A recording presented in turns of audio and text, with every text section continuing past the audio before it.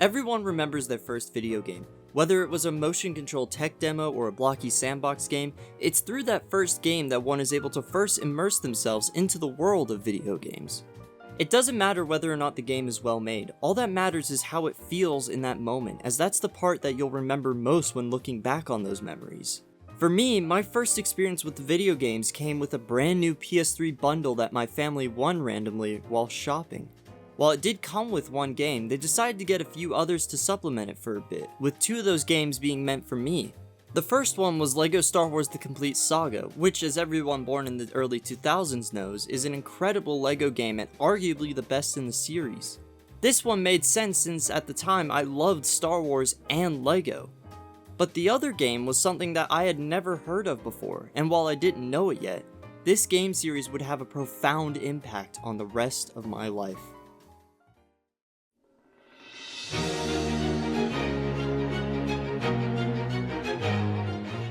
I don't think it's debatable to say that Sonic is a divisive series. I'm sure any of you who have been on the internet long enough knows that better than others, yet there's something about this series that really clicks with people.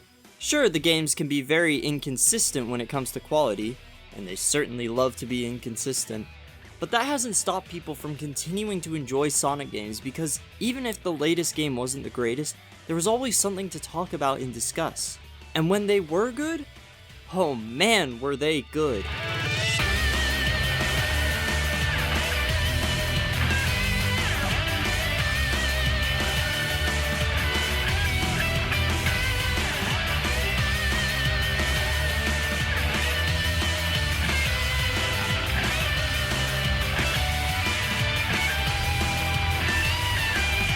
The combination of speed with fun level design makes Sonic truly stand out from the crowd.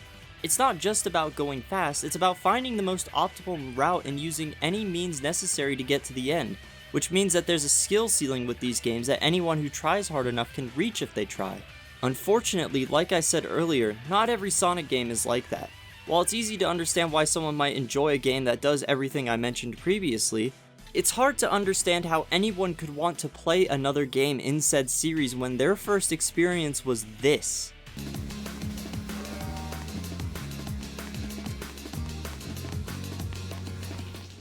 Let me make one thing absolutely clear before we continue. Sonic 06 is complete dog shit. It is a buggy, broken mess that was very obviously rushed out the door before anything could be polished, let alone finished. Between the painfully long loading screens is not only some of the glitchiest and most jank gameplay one could ever see, but one of the slowest paced games in the series' history. A good Sonic game should be able to let you run around the world and its levels at exhilarating speeds, so imagine the shock on people's faces when they found out that this is as fast as you can go in the hub world. And yet, for me, this game was one of the best things I had ever experienced in my life. Since I really didn't have a reference point for any kind of video game before, I never had the time to look at how bad and broken the game was. All I saw was this cocky-ass blue hedgehog absolutely tear through these robots like it was nothing. I didn't care about anything else in the game. In my mind, this was the greatest thing ever made, and nothing about the jank could change that for me. Heck, I died on the opening level Wave Ocean so many times that I had no choice but to watch that cutscene over and over again, which only fueled my imagination even more. In my mind, the visuals were so cool that my mind came up with all sorts of stories for these characters in the world that they inhabited, which in turn enhanced my love for the game as well. Again, I need to reiterate that this game is not good and that I don't think like that anymore, but if it wasn't for that opening cutscene and the first level's visuals, I wouldn't be here talking about this. Sonic, you know you're supposed to be in the center of the screen, right? It wasn't just Sonic's story either that made me feel like this, but Shadow's and Silver's as well. While I didn't get too far in their campaigns, I thought that Shadow was so cool in how calm and collected he was in how he approached things. Just like Sonic's story, that opening cutscene of him infiltrating Eggman's base did so much heavy lifting in my mind. But of the three, my absolute favorite was Silver. While he has the worst controls and levels in the original game, his backstory of being a hero from the ruined future that went back in time to prevent said future was awesome to me. Of course, around this time I was watching Dragon Ball Z Kai on TV, and I can see now that Silver was just the Sonic equivalent to Trunks. But that just made him all the more appealing to me, as Trunks was one of my favorite characters. His telekinetic powers were just icing on the cake, as it made this already interesting and cool character even cooler. If I can go on a tangent for a bit here, I'm a bit disappointed that Sonic Team hasn't done anything special with him since then, as I feel that he's a character that could provide a lot of depth to a story if he was used right. These characters, while not perfect and certainly not original, were so cool in their own ways that none of their flaws mattered to me. Of course, I wouldn't be doing this series justice if I didn't talk about its incredible soundtracks. Ever since the very first game, if there's one thing that's been consistent about all the games in the series, it's the fact that every game has some of the best music in video game history. Whether you're running along a beach, drifting across highways, or taking a stroll in a Mediterranean-inspired town, there's a song for every location that sticks to your mind like glue. Of course, Sonic 06 is no exception to this, because despite its troubled development, series composer Tomoya Otani and his team were able to put together an incredible soundtrack fitting for a grand adventure. Each stage not only has a vanilla variant of its music, but alternate versions as well that play depending on what's happening in the stage. Take the level Crisis City for example. At the start of the level, you're sliding down ruined buildings and twisted roads, and the music has a heavy emphasis on strings that are complemented by some backing electronic drums.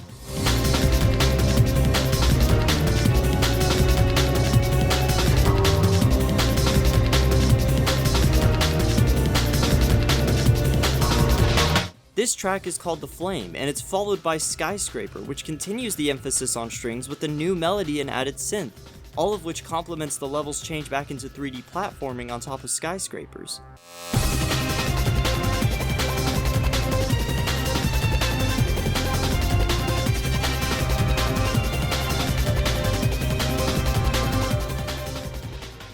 After that comes Whirlwind, which, as the name suggests, plays when you enter a, whirlwind that's carrying a lot of cars and bits of debris. This track loses its strings initially for a heavy electric guitar and an emphasis on a new electronic sound.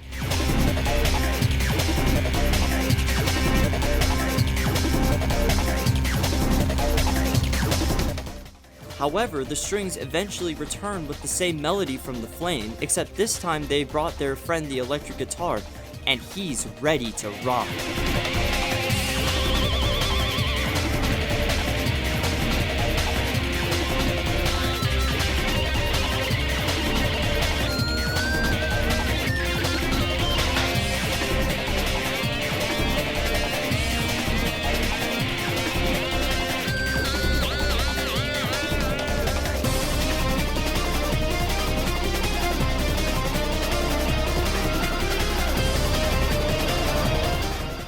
By this point in the stage, the tornado that has been looming in the background has finally caught up to you, and as a result, we finally reach the final part of the stage, which culminates with the Mach Speed segment in Sonic's story.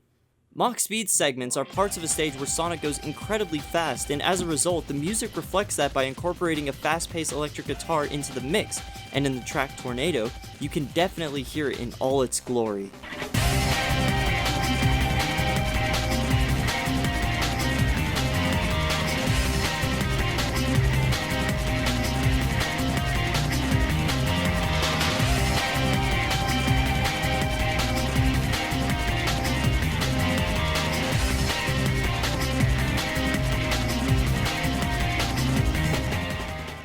And keep in mind, this is just one stage. The entire soundtrack has examples like this, and I could honestly go on for hours about how good it is.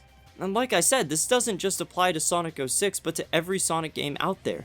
There's a reason why so many YouTubers use songs from these games, and it's because these games almost always deliver a quality soundtrack that can be used for anything. Honestly, it doesn't matter how good the game is sometimes. If a Sonic soundtrack doesn't make you start bobbing your head at any point, then it truly isn't a Sonic game. But despite all of that, despite all of the things that I've said up until this point, eventually even I had to face reality when it came to this game, and I did the most horrifying thing that someone could do. I grew up.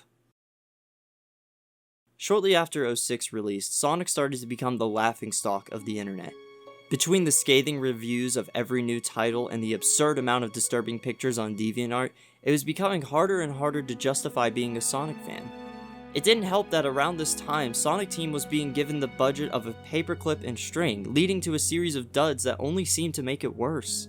Sonic Unleashed, a game that was made as an apology for 06 and as a new step forward for the series, wouldn't get the proper credit and love it deserved until well over a decade later, and even then it remains to be one of the few titles that Sega refuses to do anything with, despite numerous pleas for a remaster or re-release by fans. As a result of all this, I started to distance myself more from the franchise. I didn't want to be associated with something so hated by others, even if I did enjoy it. After all, I wanted to fit in, so that meant having to cut out things that were seen as embarrassing, even if it hurt. And then, in 2016, I saw a trailer on the YouTube homepage that completely changed my mind. Suddenly, the gears in my head began to turn again. Between the beautiful animation and incredible music, it was the first time in years that I began to care about Sonic again. I was so excited for it that I even pre-ordered the game, which was something I never did before. And when I finally played it, it all came back to me as soon as I heard that opening melody.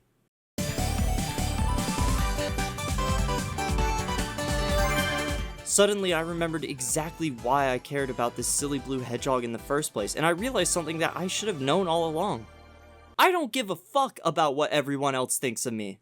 So what if the internet disliked Sonic games? That wouldn't stop me from liking them. All that matters is how I feel about it, not what a bunch of stupid faceless nerds think. So I started to play catch up with the series, starting with the latest entry, which was by then Sonic Forces, and okay, Sonic Forces is a very mediocre game that deserves all the criticism it receives, but at the time it was exactly what I needed to play in order to get back into the series even more. I liked it so much, I even added its soundtrack to my Spotify playlist just so I could hear it on the bus ride home. And while that did mean that I suffered a mini heart attack when that first movie trailer dropped, seriously, what the fuck were they thinking for that design? I still enjoyed reading up on Sonic news and playing the games when they came out. It is actually through this new mindset that I began to try other games that were out of my comfort zone, with a few of those titles now being some of my absolute favorite games of all time. And to top it all off, it all came full circle in April 2019, when a fellow fan and game dev named Chaos X announced and released a full-blown remake of Sonic 06 called Project 06. Every time I play it, I feel like I am reconnecting with my younger self again due to the fact that it's able to let me play Sonic 06 as I imagined it all those years ago.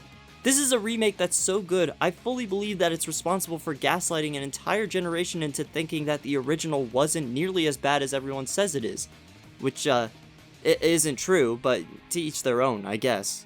And he managed to do this without ever having played the original game. This passionate fan and his team were able to not only faithfully recreate Sonic 06, but improve on all aspects of the game to near perfection. If Chaos X or anyone who worked on Project 06 hears this, I just want to say, thank you so much for recreating my childhood in such a polished and beautiful way. You all gave me the ability to reconnect with a part of me that I hadn't seen in some time, and for that I am forever grateful. Sonic is not a flawless series. Sonic 06 is not a good video game. Yet, I can't help but smile whenever I see this game because if it wasn't for Sonic 06, I wouldn't be the person I am today, and I am truly grateful for that. That kiss cutscene is weird as hell though. Who the fuck signed off on this? In the nightlight, do you see what you dream? All your trouble